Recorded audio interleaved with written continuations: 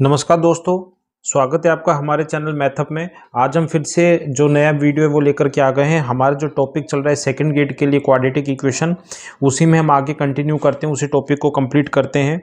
तो यहाँ पर क्वेश्चन देखते हैं जो अपन ने कल पढ़ा था, उनसे रिलेटेड क्वेश्चन है हमारे पास।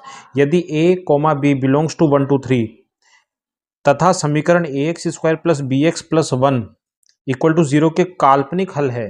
कैसे हल है? काल्पनिक है। तो ऐसे समीकरणों की हमें संख्या बतानी है।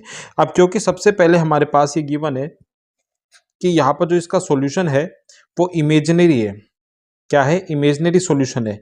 तो इमेजिनरी सॉल्यूशन के लिए हम जानते हैं कि हमारे पास b² माइनस 4ac क्या होता है? लेस देन 0 होता है। ठीक है, तो यहाँ पर अपन पुट करेंगे तो b² b की वैल्यू तो b है, b² minus 4 a is a, c की वैल्यू 1 है ही, लेस देन 0। ठीक है, तो यहाँ से हमारे पास क्या मिला? b² is less than 4a, ये हमारे पास मिल गया। अब हमारे पास वही कल वाली प्रोसेस थी। कल जैसे अपन ने क्वेश्चन किया था वो आप कल के वीडियो में देख लीजिएगा, आपको समझ में आएगा। ऐसे क्वेश्चन बहुत इंपॉर्टेंट होते हैं सेकंड ग्रेड के लिए, फर्स्ट ग्रेड के लिए। तो यहाँ पर देखिए a की वैल्यू हम 1 पुट करेंगे क्योंकि a और b की वैल्यू 1 2 3 से ही लेनी है अपने को। तो a की वैल्यू यदि 1 पुट करते हैं तो हमारे पास क्या मिलेगा? b² is less than 4 into 1, यानी कि यहाँ पर हो गया b² इज लेस देन 4। अगर b² की वैल्यू 4 से लेस है तो हमारे पास b की केवल एक ही वैल्यू एग्जिस्ट करती है जो कि क्या है? 1 है। ठीक है, अब a की वैल्यू हम 2 ले लेते हैं। तो 2 लेंगे तो यहाँ पर क्या आएगा? b² is less than 4 into 2। तो यहाँ से b² जो होगा वो लेस देन हो गया 8। तो यहाँ से b की वैल्यू क्या हो सकती है? 1 भी हो सकती है, 2 भी हो सकती है, 3 नहीं होगी। ठीक है, तो यहाँ पर b की वैल्यू क्या आ जाएगी? 1 एंड 2। फिर a की वैल्यू हम पुट कर लेंगे 3। तो a की वैल्यू 3 पुट करेंगे तो b² is less than 4 into 3। तो यहाँ पर हो गया b² इज लेस देन 12। तो यहाँ से आप देख सकते हैं कि b की वैल्यू 1 भी सेटिस्फाई करेगी, 2 भी सेटिस्फाई करेगी और 3 की 3 भी सेटिस्फाई करेगी। तो यहाँ पर अगर आप काउंट करोगे कि यहाँ पर नंबर ऑफ सॉल्यूशन कितने हैं, नंबर ऑफ सॉल्यूशन, तो वो कितने होंगे? देखो 1 2 3 4 5 6। तो नंबर ऑफ सॉल्यूशन कितने हो गए यहाँ पर? 6। तो इस तरीके से इक्वेशन हमने कंप्लीट कर लिया।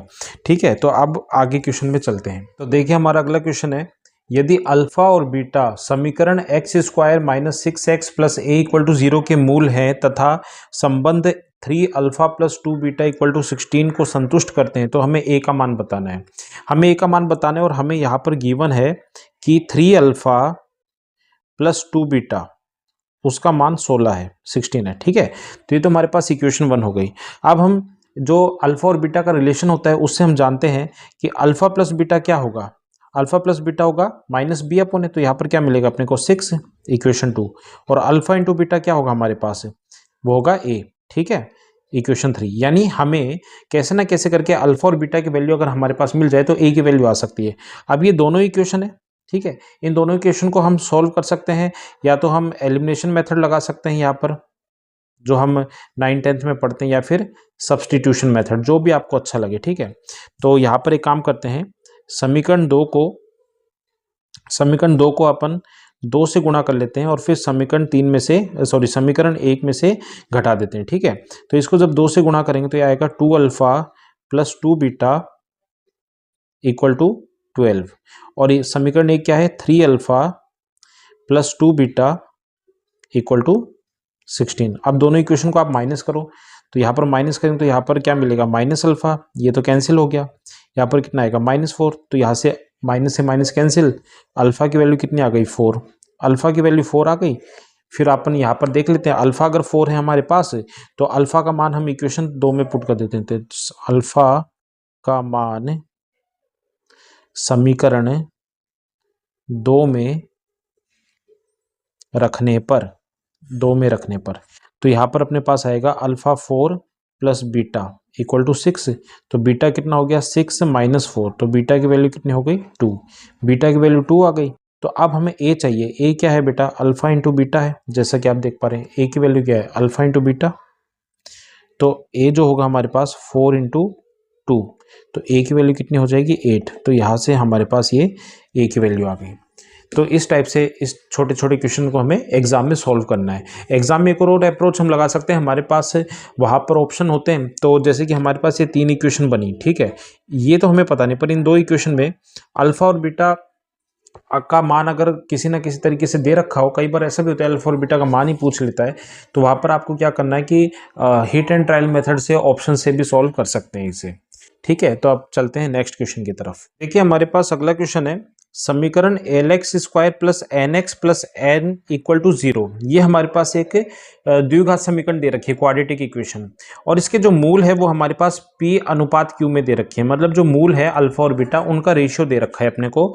तब हमें इसकी वैल्यू बतानी है, root P upon Q plus root Q upon P plus root N upon L का मान बताना है। ठीक है, अब क्योंकि इसके जो मूल है वो हमारे पास अनुपात में दे रखे हैं, तो हम मान लेते हैं कि लेट रूट्स आर, रूट्स को आप पी अल्फा और क्यू अल्फा कंसिडर कर लीजिए। ठीक है, अब आगे क्या करना है, अब क्योंकि ये रूट्स हैं, ये अल्फा ये बीटा हो गया हमारे पास, तो हम क्या करेंगे, सम ऑफ रूट्स करेंगे, सम अल्फा प्लस बीटा, ये अल्फा ये बीटा है, ये हो गया P alpha plus Q alpha, वो कितना होगा माइनस बी अपॉन है, तो माइनस बी की वैल्यू एन हो जाएगी और यहाँ पर क्या आ जाएगा एल।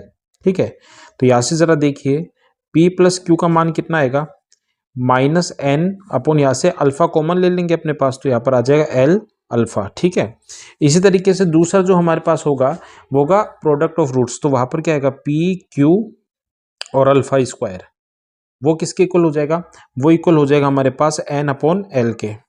ठीक है, ये हो गया हमारे पास, तो यहाँ से जो पी क्यू के जो मान आएगा वो कितना आ जाएगा N upon L alpha square. ठीक है, ये हो गया हमारे पास, ये हमारे पास दो वैल्यू आ गई। अब हमारे पास जो यहाँ पर देखिए root P upon Q plus root Q upon P, इसको जरा हम लेते हैं, तो root P upon Q plus root Q upon P. अब यहाँ पर एलसीएम लेंगे हम, तो यहाँ पर आ जाएगा अंडर रूट पी क्यू, यहाँ पर रूट पी को रूट पी से मल्टीप्लाई करेंगे पी मिलेगा, प्लस रूट क्यू को रूट क्यू से मल्टीप्लाई करेंगे तो हमें क्यू मिलेगा। अब यहाँ पर अपन p प्लस क्यू और p इंटू क्यू का मान पुट करें तो हमारे पास क्या मिस्टेक हो गया, तो minus N upon L alpha divided by root P Q है ना, तो रूट पी क्यू है, तो यहाँ पर अपने पास आ जाएगा under root N upon L alpha square. ठीक है, तो इसको सॉल्व करेंगे तो हमारे पास आएगा minus root N upon L आ जाएगा। ठीक है, तो अब हमें जो वैल्यू है, जैसे हमें इसकी वैल्यू बतानी है root P upon Q plus root Q upon P plus root N upon L, इसका मान बताना है।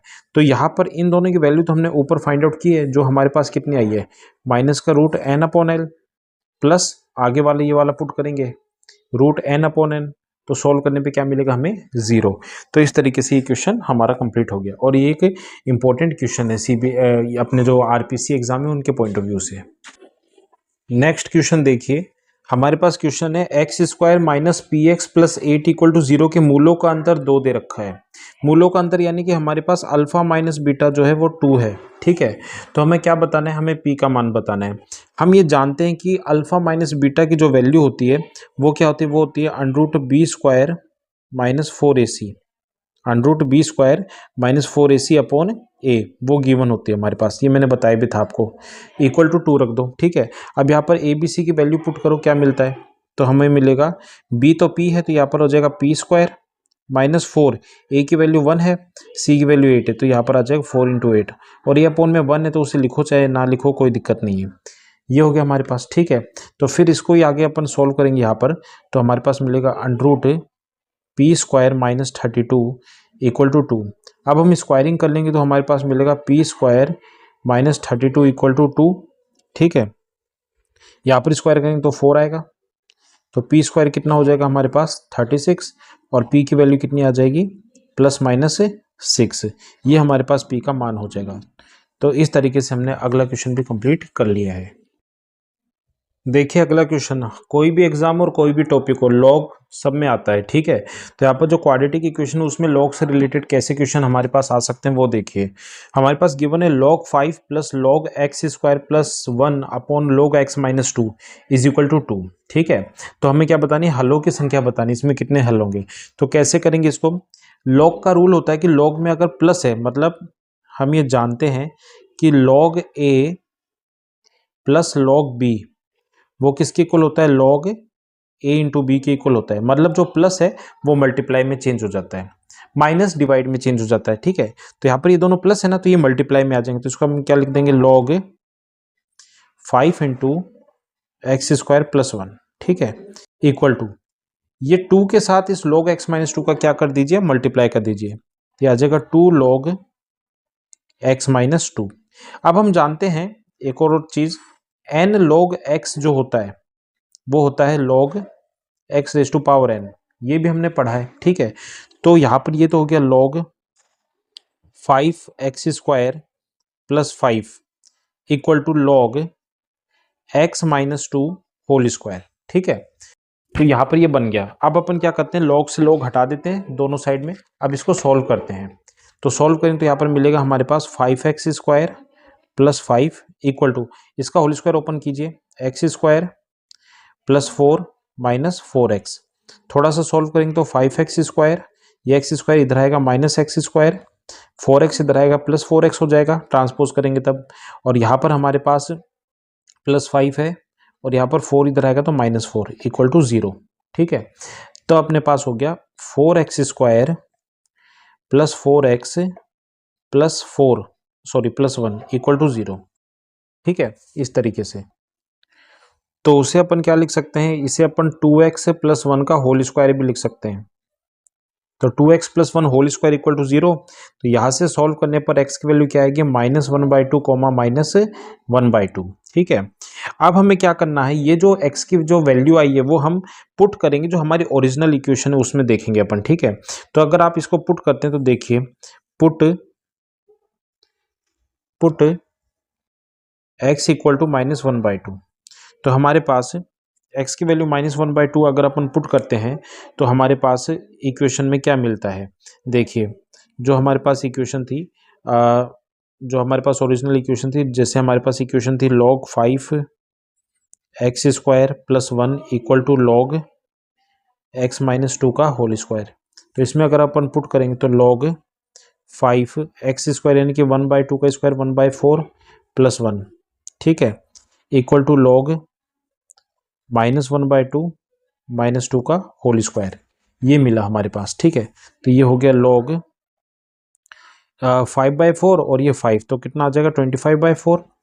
यहाँ पर क्या मिल रहा है, log 4 माइनस 5/4 स्क्वायर, ठीक है, 5/2 का स्क्वायर, ये मिल रहा है अपने पास, ठीक है। क्योंकि हम जानते हैं कि log में अगर इस 2 को मैं आगे ले जाऊं, देखो ये 2 अगर मैं यहाँ पर लिख दूं, ठीक है, तो हमारे पास यहाँ पर मिल रहा है log 25/4, यहाँ पर है 2 log -5/2। और हम ये जानते हैं कि log में नेगेटिव की वैल्यू जो है वो रियल नंबर में सेटिस्फाई नहीं होती, रियल नंबर में वैल्यू नहीं होती इसकी, ठीक है। तो यहाँ पर हम ये कहेंगे कि जो नंबर ऑफ सॉल्यूशन है, नंबर ऑफ सॉल्यूशन वो क्या हो जाएंगे अपने पास 0, जिसका कोई हल नहीं होगा, ठीक है। क्योंकि आप ये जानते हैं log -x जो है वो नॉट डिफाइंड होता है, ठीक है, इसलिए। सो अगले वीडियो में आगे के क्वेश्चन करेंगे। धन्यवाद।